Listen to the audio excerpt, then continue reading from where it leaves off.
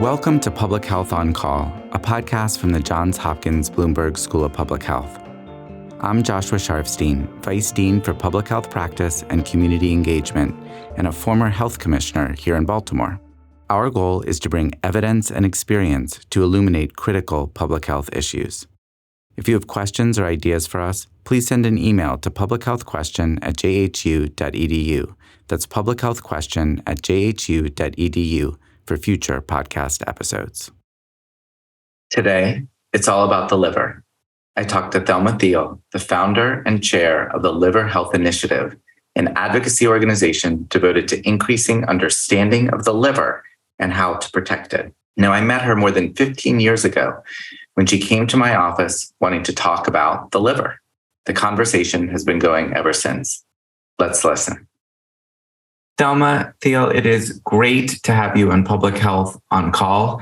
Thank you so much for joining me. I want to start by asking you to explain to our audience how you became involved in the liver.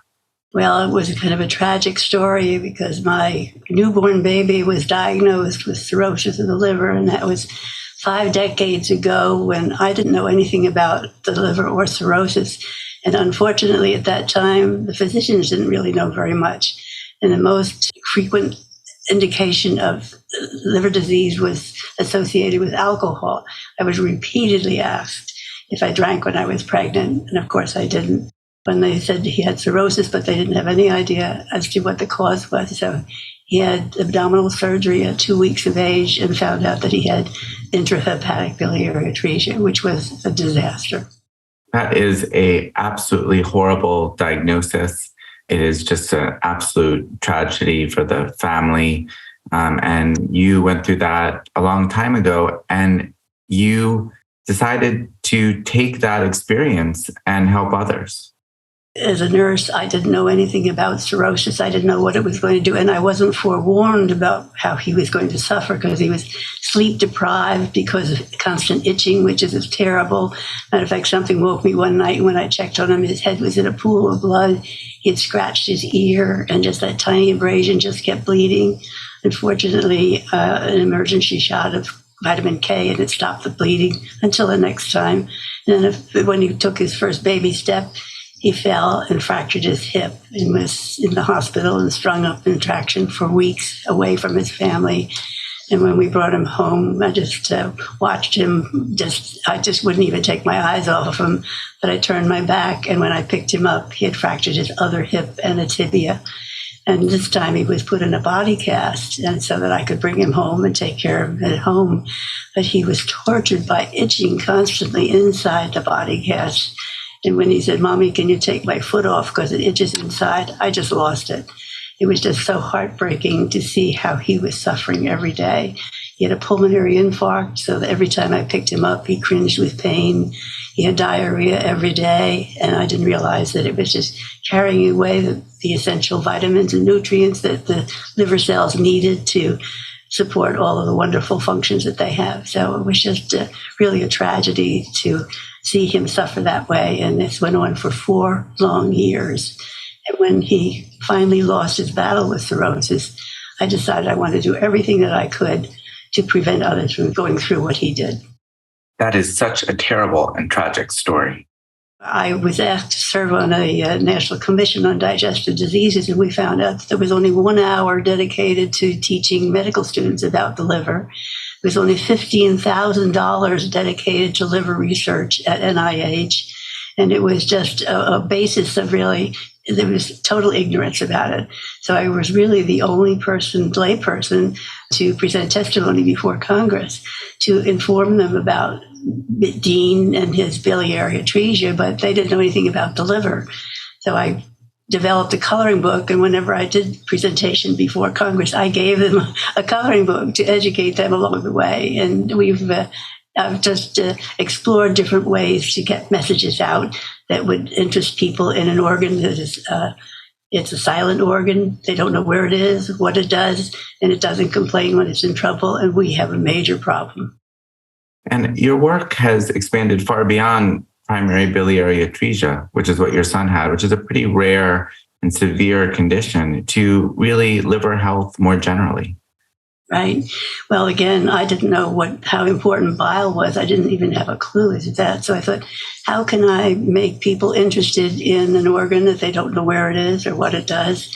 So I found that using analogies and storytelling techniques, I could make it more personal, and that was the only way that I could do it. I had been asked to be a speaker at a fundraising dinner, and when I got there, I found out that they had also asked the coach of the Denver Broncos football team to be a speaker, and I thought, gee, I hope I go first. Everybody wants to listen to the coach and his funny little stories. Who wants to listen to the liver lady? Well, by then I had a little repartee about what the liver does. And when I sat down, the coach said, gee, I didn't know my liver was that important. Would you talk to the team? Well, not wanting to miss an opportunity to talk to that many rich men, I flew back out to Denver, and they had been practicing all morning and just had a huge meal. And the coach said, can you do it in 10 minutes? I said, I just came 2,000 miles and you're going to give me 10 minutes? Could you spare 20? So they traipsed them all over into this big auditorium, and they were all ready to take a nap. And I thought, how the heck did I ever get myself into this pickle? So I looked at the coach and I said, can I borrow a football? Of course, he only had a whole pack of footballs.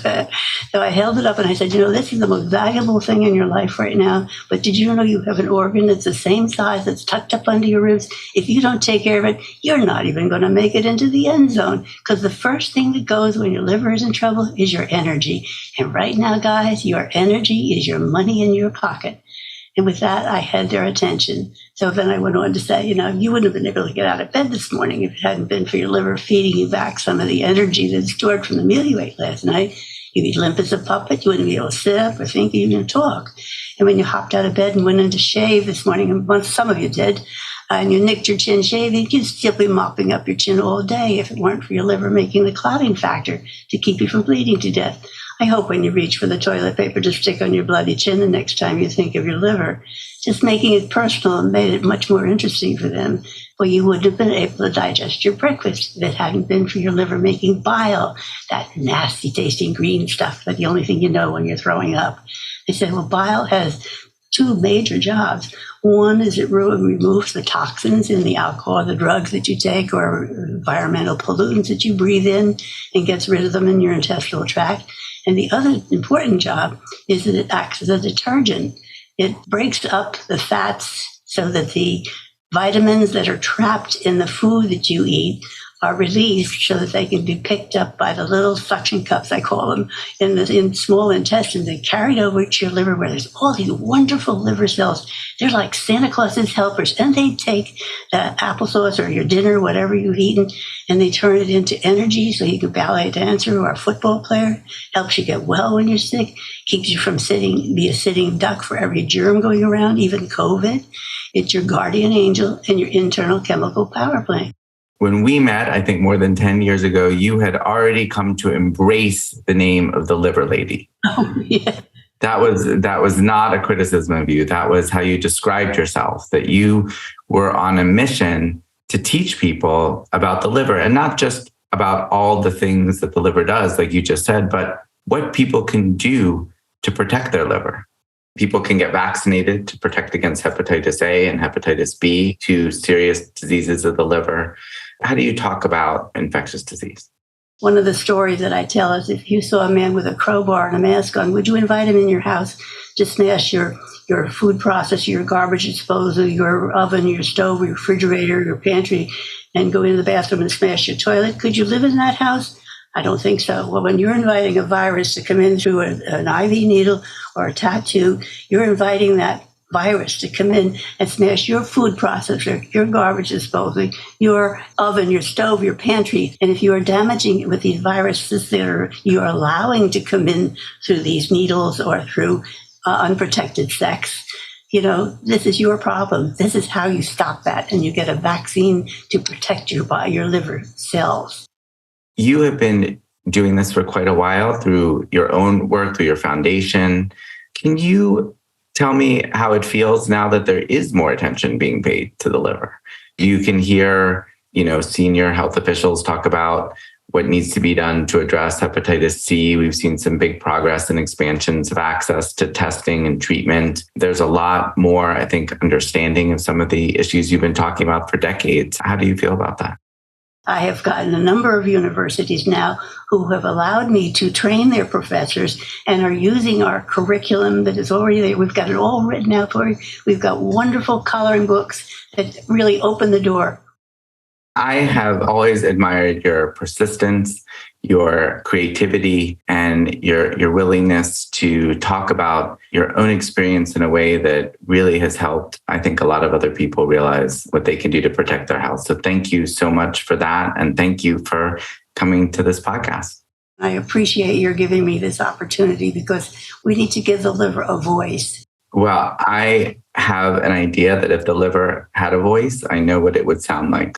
I can't thank you enough for helping me to really, I know I've been banging at your door for a long time. Thank you so much, Josh. I can't thank you enough. It's been wonderful. I'll be back at your door. See you soon.